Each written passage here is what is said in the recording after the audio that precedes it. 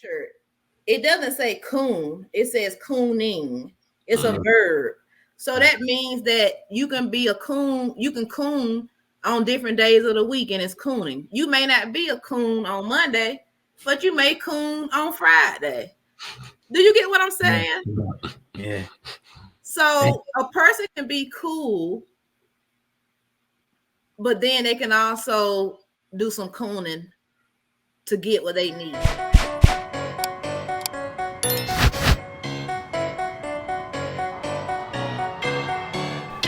Of the freedom of speech. The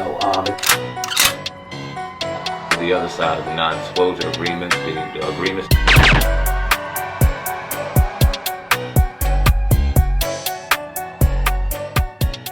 Doing jib camera, assistant talent, or we did almost engineering work as far as being an audio assistant. That's actually what my background, or I should say, my degree is in.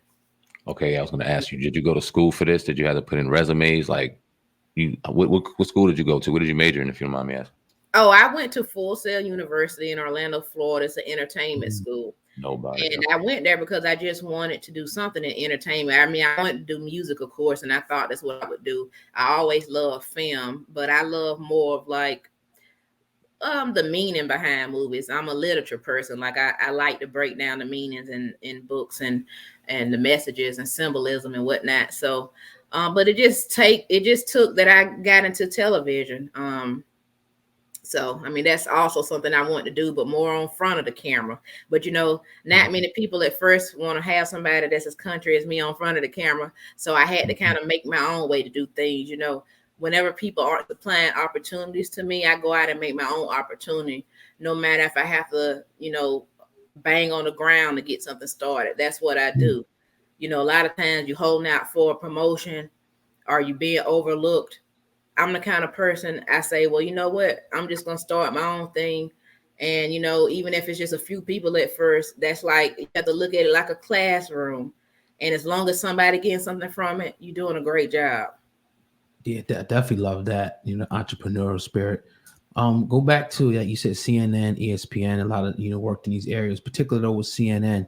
Talk about what you learned from working at these companies. Like, obviously CNN, ESPN, they're at the top notch. So what did you learn that you were able to translate those skills from there to what you're doing now? Well, I know a lot of people come out and bash ESPN, and I could say some things that I didn't like, but you know what? It's a lot of things I do like about the company, because when you work there, you've seen on one of my episodes of Kera Dangerous Talk, I've had Jamel Hill on, Mike Hill on, Chris Broussard on. We all worked at ESPN together. And one thing that we all have said is you learn a lot there. I learned a lot there, even though it was difficult, even though it was a lot of personalities to deal with. And sometimes the rules for different people weren't right. It was just a place where they gave you so much to do that you just took away so much. And, I was able to work in every studio. I pretty much worked on pretty much every show. I think the only show I really have never worked on, well, I might have worked on it once or twice, but it really wasn't a show I would do much, was NFL Live on Sunday with Chris Berman. But in fact, my last day, it was funny because I had never worked with Chris Berman, but my last day I worked with Chris Berman. So it was a nice little bow at the end of that. But just learning how the business is, the good and the bad. That's what ESPN taught me. And the professionalism. I'm on my own TV show now, and I got a chance to see some of the best anchors in the world or in the nation. So, what a smart person to do is, while I'm back there on my computer making sure everything in the software is right, I'm also checking out how the TV host is doing. I'm also listening to how the producer's talking on the headset. I'm taking all these things in, so that it's amazing how God set it up, because even though I was there for a long time and sometimes I wanted to leave, I'm looking back at it now as, man, God is the perfect planner, guys, because he knew that I would need to know all those things to do what I'm doing now. Did you get what I'm telling you? It was so many days I wanted to leave that place. I mean, a lot of people consider Connecticut to be boring. I mean, there were a lot of complaints about that. But I knew there had to be a reason why God kept me there. And I think that's it.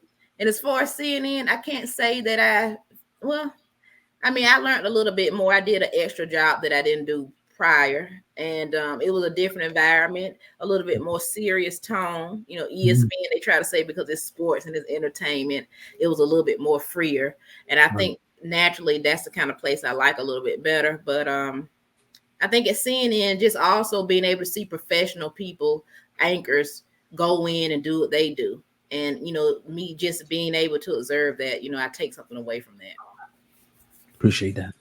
Working at big companies like that and working with such big personalities that if you're a sports fan or you watch news, you get accustomed to every day. You get to see their personalities on and off camera. I'm not going to put out any names there or anything like that, but talk about how genuine some people are. How people are compared to how fake they are on and off camera. Because like obviously somebody that we talk about in the Black community a lot, especially in Black sectors in media and things like that, is a Stephen A. Smith compared to what he used to be. Writer for the Philadelphia Inquirer. We watched him growing up, look just like us, talk like us. We really embraced him. And then throughout time, it seemed like throughout his success at ESPN, he really started kind of going a different route and kind of putting on for people. And we gave criticism to that. But off the camera, people say he's a genuinely good dude and he does mean well. So just talk about your experiences with those type of personalities and how real are they on and off camera? Is it really like WWE, or is that really how they are off camera too? Well, with Stephen A. Smith, how do you feel that he is on air? Then I can answer the question better.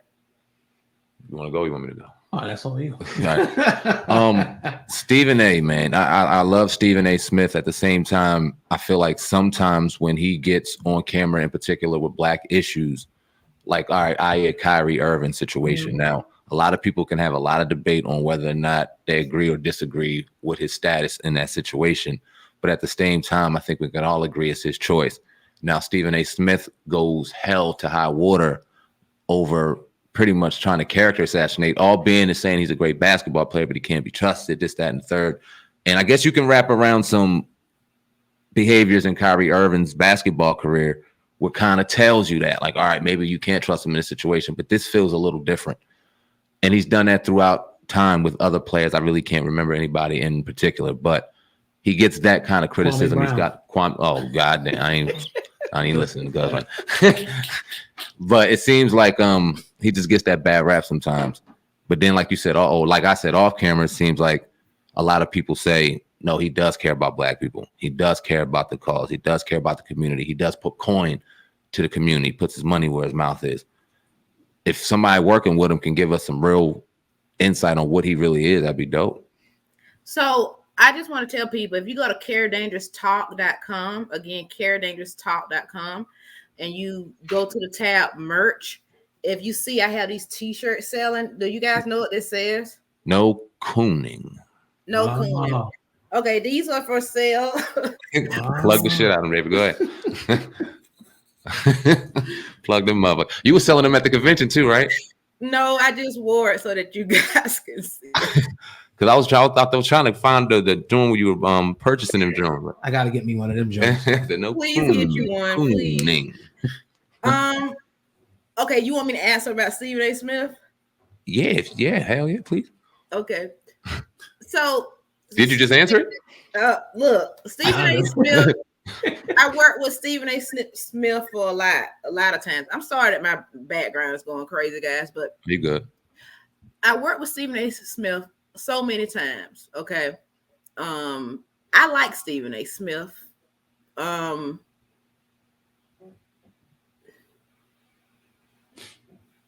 I've never been that quiet before on air in my life. I like Stephen A. Smith, guys, but it's like I'm trying to figure out where I want to go. We like him too. I like Stephen A. Smith, guys. We like him too. He's a nice guy if he knows you, okay? And I think that he does care about Black people. But I think Stephen A. Smith knows how to play the game. Okay. And he's not the only one. It's a lot of Black people who are on TV who you expect to be ultra Black or to be Black and proud, but behind the scenes, they do what they need to do to continue to be the person that you guys can criticize. Does that make sense? Mm. So you guys have to understand it's a game to this to be able to be on TV and to be on and make millions of dollars. Okay. It's a fight to get to that position. It's a fight. You got to fight tooth and nail to be a black person and to have your own TV show. Okay. And to be making a bunch of money. It's going to be very rare that you're going to get a black person that is as real as I am that's going to have their own show. Yeah. So then you can answer the question for yourself. I think he does care about black people, but I also think that people know when to coon. I mean, look at my shirt. It doesn't say coon. It says cooning. It's a verb. So that means that you can be a coon. You can coon on different days of the week, and it's cooning. You may not be a coon on Monday, but you may coon on Friday. Do you get what I'm saying? Yeah. So a person can be cool, but then they can also do some cooning to get what they need. That's all I gotta say. But yeah, he's a nice guy. He taught me about hip hop. He knows that I rap. I actually reached out for him to be on my show. He did tell me once a long time ago that he gets hundreds of emails, and he showed me his emails, and he did have thousands in there. But I'm pretty sure that he has more important stuff probably to do than to be on my show, right? But yeah, he's a good person. I don't want to say too much, but I didn't want to say too little. Yeah, no, we appreciate that. Sincerely. He's a good guy, but I just want to make the point that it's a lot of cooning going on, and it's not necessarily Stephen A. Smith. But I have to say one good thing about Stephen A. Smith is that he works hard to do what he does. He's always busy. He's got to know his stuff. And I do think that he should be respected for where he is. And I've seen other hosts talk about him dirty who are not of the black race. And I won't say their names, but I did see it. It was more than two. And he was covering a football, and they said, well, why the hell is Stephen A. covering football? Doesn't he do enough stuff? So when I heard that, I said, you know what? I got to rally behind Stephen A. because he's a black man, and see, they don't want him to make it either. Yeah, he's doing his thing over there. Yeah. Appreciate that. Shirts are $25 plus $6 shipping. So I want to further just ask another question on that, Stephen A. So you get him on your show, right? Let's say that you make that happen. Do you actually present that question to him in a way that would just ask to you, like, you know? Hell yeah! Okay. I'm talking about. Let's get it. I mean, why wouldn't I? But I would ask him, how does he feel about being called the coon? Because he knows that's what people say. You know, he knows that. He said it on air. He didn't necessarily say the word coon, but he knows that people think he's a sellout. Right. Is sellout fair? Because, you know, and maybe let's not put this just towards Stephen A. Let's put this in a box toward black people who gain success in general, right?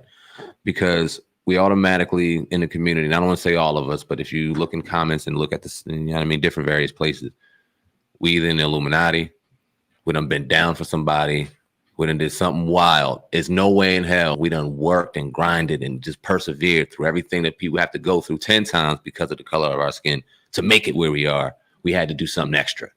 Mm-hmm. Talk about that misconception and how genuine and authentic do you think that is?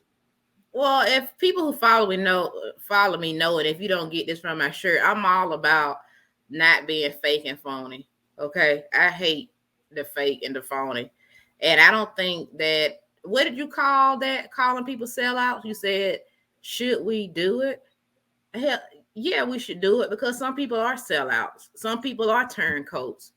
Some people are the same color as you and your enemy. Haven't we learned this lesson throughout history? Yeah. It's most of the time it's somebody that look like you who take you out. Therefore, we have the right to call people out and say, you're cooning, you're being a sellout. Because what are we all fighting for? Any person you bring on here that's all about something for black people, what are they going to tell you? we need black unity. What's the opposite of black unity?